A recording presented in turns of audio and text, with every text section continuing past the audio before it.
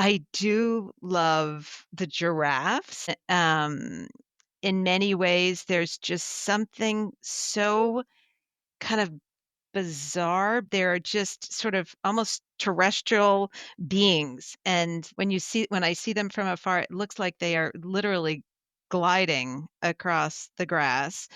And when they have to drink, they just kind of go into like this plie, kind of a yoga position. It's wild. Welcome to AI Powered by People, where we explore what happens when products, brands, and in today's episode, animals gain voices. I'm Sarah Nagle, and we're exploring a world where animals can become your companions, learning from you and answering your questions. Each episode will explore brands and experiences through the eyes of consumers and industry experts, and we'll chat with AI companions that bring these stories to life. Today we're stepping into the world of Roger Williams Park Zoo, a historic institution redefining what it means to connect people with wildlife through immersive conservation-driven experiences. With a 150-year legacy and lush naturalistic habitats, the Roger Williams Zoo blends education, accessibility, and animal welfare into every aspect of guest experience. Guided by deep community engagement and a forward-thinking approach, the zoo is transforming how people of all ages learn, explore, and feel inspired to protect the planet we share. The zoo's story began in 1872 with a small animal collection, growing with its first menagerie building in 1890 and popular exhibits like the Bunny Village in 1949. Facing neglect in the 1960s, the community-driven Rhode Island Zoological Society stepped in, revitalizing the zoo and securing its first AZA accreditation in the 1980s, after significant upgrades including a naturalistic polar bear and bison exhibits. The late 80s sparked dramatic expansion, with immersive habitats like the Plains of Africa and Madagascar. The early 2000s brought a new veterinary hospital and interactive play spaces, and today, an ambitious master plan continues to guide Roger Williams Park Zoo, blending its rich history with a commitment to animal welfare, conservation, and inspiring connections with the natural world. I help find resources to fund all of the advancements, some of the exhibits, and the money needed to operate this facility and take care of all of those animals. We have a gate entry, but that doesn't cover the cost of the operation of the zoo. And so I try to go out there and help find the resources to supplement that. We've got a team of there's 7 of us, of which part of those folks are also dedicated to delivering services for our members. And we have about 18,000 households that are members. And so part of that membership goes towards taking care of the animals directly. That was Tempie Thompson, Director of Development at the Roger Williams Park Zoo. She spearheads the crucial work of connecting with donors to raise vital funds, ensuring the zoo can provide exceptional care and create immersive naturalistic habitats, all while championing the zoo's deep commitment to conservation and the well-being of every creature in its care. At the Roger Williams Park Zoo, the experience is woven into the land itself. Moving beyond outdated concrete enclosures, the zoo crafts immersive, naturalistic habitats. From regional zones mirroring diverse ecosystems like the African plains to the serene wetlands trail. Every detail, like vegetation, the rock formations, and even the water features, are thoughtfully designed with the animals' enrichment and well-being in mind, allowing guests to truly connect with the natural world.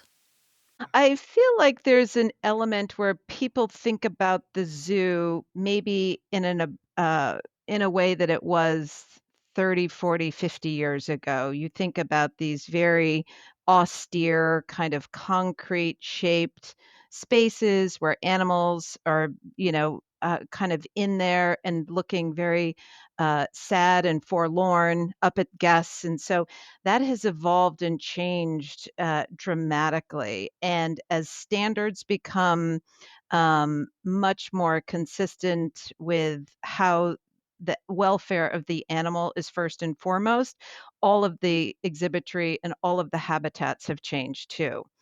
Um, when you do come into at least our facilities and others like us that are accredited, you're really transported. We try to plant habitats and areas and vegetation, rock formations, and all of what you might see in that setting for not only the animals' enrichment, but also just so that guests can experience that that's what it looks like in that particular part of the world.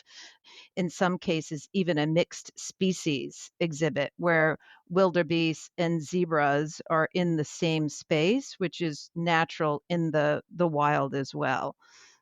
You'll see sort of overtorn rock gardens and spaces and natural fencing to keep some of the guests away, as well as some of the animals safe.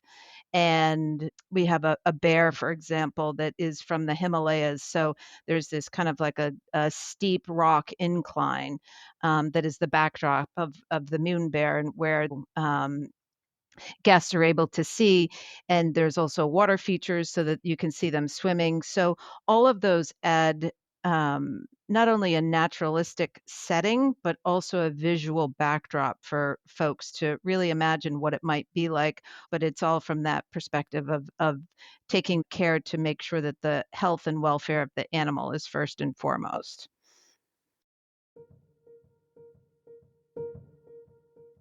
I love seeing animals. I like the fact that every zoo exhibit has their own explanation of the animal's habitat and current conservation status, and I love also knowing that the animals at the zoo are being taken care of.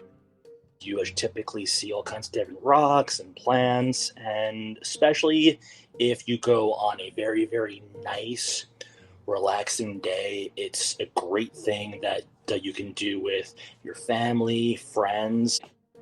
It allows you to expose the younger folks in your family with different animals and their habitats and how they live, and just the fun facts around that. The Roger Williams Park Zoo is thoughtfully embracing technology to enhance the visitor experience without overshadowing the inherent wonder of the natural world. From QR codes guiding the way to immersive virtual reality experiences transporting guests to far-off places, technology serves as a bridge. It offers new perspectives and deeper understanding, all while ensuring the magic of real-world encounters with incredible animals remains at the heart of every visit. Each summer, we bring on what we call zoo ambassadors in the zoo crew, who are part of our summer camp. And they are, typically high school students, and they are able to kind of take students and campers, the zoo campers, throughout different parts of the day. And we do have QR codes that are meeting spots. So, for example, if a group is meeting at a block blue or, a color code, they can go along the trails without really taking up too much of the signage. And we do have these various points in case, some of the zoo campers are lost or some of the zoo ambassadors are lost. And that was, because some of the signage is pretty, far apart. And then this year, which was also kind of interesting, we just installed a virtual reality, which is a paid feature for guests, but it does depict the Great Migration in Africa, in addition to a silverback troop of gorillas in Uganda. They're about a 7-minute long video, but it's just a way to transport to another world and really have that sensation of being there. We don't have gorillas on site, um, but it is a way to kind of showcase that feeling up close and personal. You can see the hair on the back of the gorilla, you can see the bugs flying, and there's just that sense of talk about wonder. Despite being, behind goggles, it's pretty cool. At the Roger Williams Park Zoo, evolution is a dialogue. They are listening intently to what visitors value and need. The zoo continually refines its offerings, ensuring that the experience meets the diverse needs of its community and deepens the connection between people and the incredible animals in their care. We collect data in a couple of different ways. We send out surveys, sort of the traditional 6-question, 7-question survey about their experience. But then we have docents and volunteers, and we just do old school. Can I ask you a couple of questions? We have these along the trail. Sometimes there's an animal ambassador. So if a family stops, we often will ask them, what was it that brought you to the zoo today, and how would you rate your visit? Like, it depends on if we're trying to solicit information about a particular program, we might tailor those questions, but we do use that feedback quite a bit, and to the point where we have adjusted some of our membership levels. So we heard from many families that, with the growing interest in sensory as well as auditory, challenges that some students face, that there would be enough people suggesting that we have a space dedicated for kids just to lower volume. So we've actually now dedicated mornings. So we've published, and we now offer families with children with different learning abilities and some neurodivergent differences, that we've set aside a couple of Saturdays per month to allow those families to come and enjoy the zoo. All sounds off, no music, and in some cases, if we have a show now, for example, dinosaurs, and they're animated, and so all of that's turned off during those visits. And so we've tried to, based on those suggestions, make those recommendations. Your visit to the zoo is designed to be an invitation to connect with the wild, a spark for curiosity, and a reminder of our shared planet. But what if the animals at the zoo could actually talk to you? What conversations would you want to have? We asked zoo patrons what they would want to talk to animals about if they had the chance. If I could talk to animals, I would ask them how they feel. What are they thinking of right now? I'd like to know what they're going through. That'd be pretty interesting. To talk to animals would be kind of a superpower.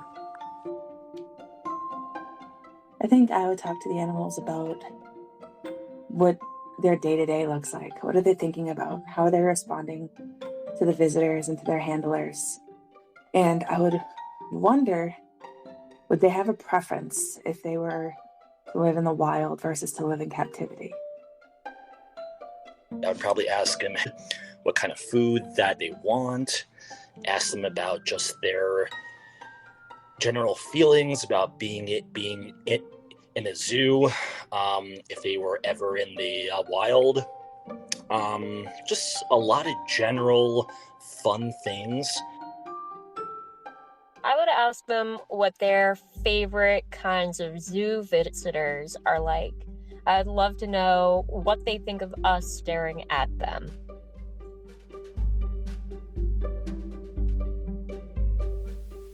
If the animals at the zoo could talk, what do you think they would want to talk about, or what do you think they're thinking about? So when we think of elephants, for example, they're matriarchs, and they are usually leading the charge. And I do wonder what they might think about when they see families coming in with men. And why is that? Because they don't all hang out together. The elephants, they're in charge of the herd, and the bulls only come in at certain points. So I wonder what they must think.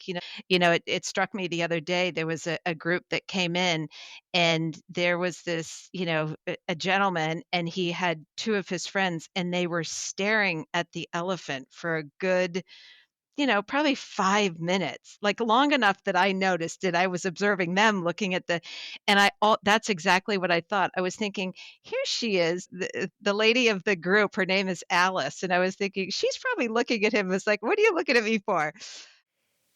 How might the ability to talk with the animals change how people interact with them and how the visitor experience is designed? We have people that are near each exhibits and know all the facts and have a really broad range of knowledge about that species. But there is also, just kind of this flat information that's on sort of the traditional posters, but some animals are endangered, some are solitary, some are the fraternal, they're herbivores, their diet. All of that information to consume, to read, I think, appeals to some people. But if you're a child or someone who's just trying to kind of get all of that information in about all of them, voice is just so much more penetrable and much more memorable. And so if you could hear it from the perspective, I just feel like there's a retention there and the ability to understand and learn a little bit more and absorb the information than just the reading, because we don't have an interpreter at every single habitat. However, when they're there, they're great. But just having the audio and the ability to hear it from the point of view of the animal, I just, again, it sort of brings it to life in a way that it's just not right now. What if you could have a conversation with the animals at the zoo? We wondered what they'd say. So we gave voices to the red pandas that live at the Roger Williams Park Zoo, Kenji and Zan, and sat down for a chat. What you're about to hear is both Kenji and Zan answering our questions. Hey Kenji, hi Zan. It's wonderful to meet you. Can you tell us a little bit about yourselves and life here at the zoo? Hi Sarah, I'm Kenji. I'm 10 years old and I moved from the Cincinnati Zoo. I really like it here. It's a carefully designed space that mimics our ancestral homes in the Himalayas. Zan and I spend our days exploring, foraging for tasty treats beyond just bamboo, fruits, acorns, the occasional insect if we're feeling adventurous, and observing. We observe a lot. Hey Sarah, Zan here, Chief Bamboo Muncher and Expert Napper. Life's pretty sweet here at the Roger Williams Park Zoo. I'm 5 years old this year, and I moved here from Washington in early 2023. That's fascinating. If you could give one piece of advice to the humans who visit you, what would it be, and how would it help them better connect with the animals and nature? Ooh, good one. My advice? Slow down. Sometimes you guys rush past so fast. Stop, actually look. See how I balance on this branch? It's an art form. And maybe, just maybe, if you're quiet, you'll hear us make our little huff-quack sounds. Zan has a point. Patience is key. My advice would be to cultivate a sense of wonder. Remember that we are wild creatures, even in this managed environment. Try to understand the world from our perspective. The smells, the sounds, the way the light filters through the leaves. That empathy can transform your visit from simple observation to a deeper appreciation for the natural world and why it's so important to protect it. The natural world is full of surprises. What's one thing you think humans would be truly surprised to learn about red pandas? Prepare to have your mind blown. That extra thumb we have, it's not really a thumb. It's actually a super cool modified wrist bone that helps us grip bamboo like a pro and climb like furry little ninjas. Pretty neat, huh?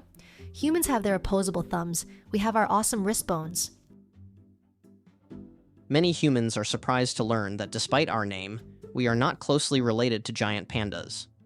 We are in our own unique family, Ailuridae. And perhaps they'd be surprised by the complexity of our social interactions and the subtle ways we communicate, not just with vocalizations, but through scent marking and body language. There's a whole hidden world of red panda conversation happening all the time. Kenji and Zan, this has been an absolute delight. Thank you for sharing more about your world.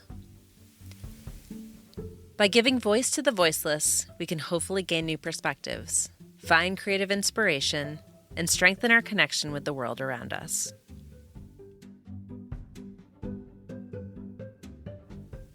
You talked about the giraffes. If the giraffes could talk, what do you think they might say about you? Well, oddly enough, there's one that came from Atlanta, and her name is Providence. It was given before she even came. And Providence is a little spitfire. And she actually notices if I'm wearing I have a zoo shirt with a logo. She comes running over. It's almost like she recognizes it. It's really cute. She'll come running over. So I'd like to think that, I don't know. I just have a soft spot for her. So I'd like she would say, "Hey, Tim, how's it going? Watch me." We're curious to hear your thoughts. What would you ask animals if they could talk? Share your ideas with us using hashtag AI powered by people, or reach out to us on social media if you want to hear from your favorite products or brands. Remember, it's your voices and stories that will shape the future of AI.